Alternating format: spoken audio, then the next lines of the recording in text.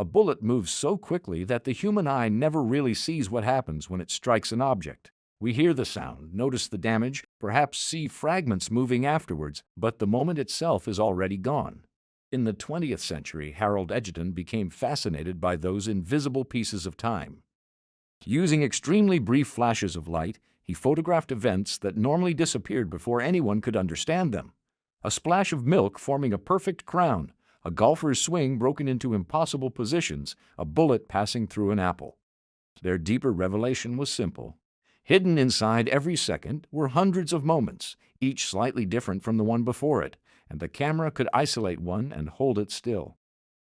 That discovery created another problem. Once photography could stop time, somebody still had to decide where to stop it. Photograph the apple a fraction too early and the bullet has barely arrived. A fraction too late and the fruit has already collapsed. Somewhere between those failures is the instant where the event reaches maximum tension. Technology can make that frame possible, but it cannot tell you which frame matters. That is where timing stops being a camera function and becomes a photographic skill. You can see the same problem on a tennis court. A player begins a serve, and the sequence unfolds almost predictably. The weight shifts, the knees bend, the ball rises, the racket drops, the shoulders rotate, and finally the racket meets the ball. To someone watching casually, the serve is one continuous action. To a photographer, it is a series of possibilities. Press too early and the body is still preparing. Press too late and the tension has disappeared. The strongest frame may exist for only a fraction of a second, yet an experienced sports photographer often seems to find it again and again. It looks like extraordinary reflexes until you notice what they are really doing. They are reading everything that happens before contact. The toss, the shoulders, the rhythm, and the transfer of weight all announce what is about to happen. The photographer is predicting the immediate future. Once you understand that, timing begins to look different. A wedding photographer who waits until the father of the bride is visibly crying may already have missed the most revealing moment because emotion rarely appears suddenly. The eyes change before the tears arrive. The jaw tightens. The hand reaches for someone beside him. A street photographer standing beside a narrow shaft of sunlight is doing the same thing in another environment. There may be no photograph yet, only an empty patch of light on the pavement, but the photographer can already imagine where a person would need to be, so they wait for a possibility they have already recognized. Someone approaches, enters the light, and for one brief instant the photograph exists exactly as imagined. This is why Henri Cartier-Bresson's idea of the decisive moment has endured. His strongest photographs often feel as though the world arranged itself perfectly for his camera. A person suspended above a puddle, a figure entering the right space between geometric shapes, a gesture that seems to complete the architecture around it. Yet those moments were not simply miracles of luck. Cartier-Bresson was looking for structure before the human element completed it. The composition often existed as a possibility first, and the person arrived later. Timing and composition became inseparable because the frame could be perfectly organized and still fail if the subject occupied the wrong position.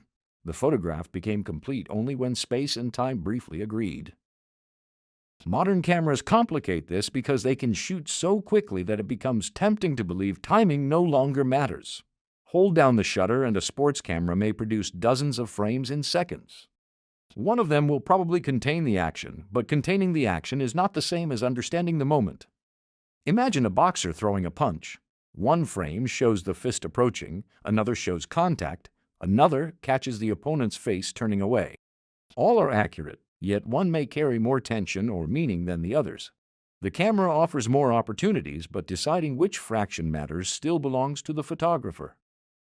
Sometimes the emotional peak is not where the obvious action happens. A footballer scores a winning goal and almost every camera follows the celebration, but somewhere behind them the goalkeeper may be sitting alone on the grass.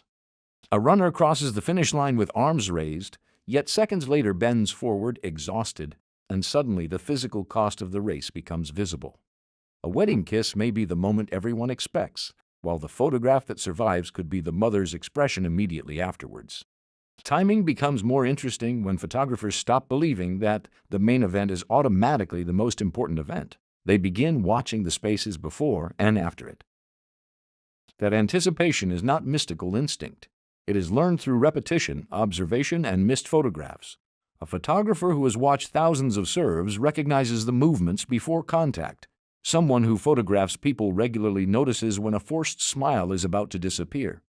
A street photographer learns that crowds develop rhythms. People repeat gestures and light opens and closes useful spaces.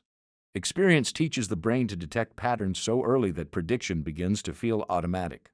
What looks like instinct is often memory working faster than conscious thought. This also explains why constantly firing the shutter can sometimes make a photographer worse at timing rather than better. If every second is recorded, there is less need to predict. Observation gets replaced by coverage.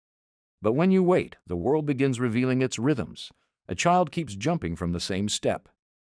A bird returns to the same branch. Someone at a cafe looks toward the door every few seconds. A tennis player repeats almost the same preparation before each serve.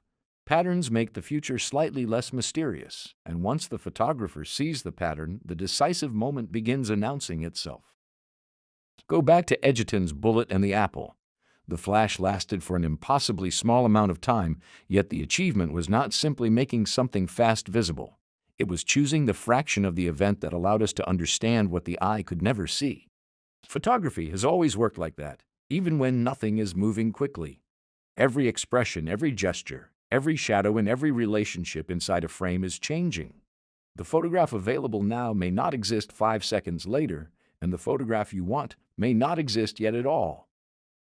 So, when something begins unfolding in front of your camera, do not only ask what is happening. Watch where it is going. Notice the body beginning to turn, the hand beginning to reach, the person approaching the light, the expression before it becomes obvious. Try to see the photograph before reality has finished creating it, because by the time everyone else recognizes the moment, it may already belong to the past.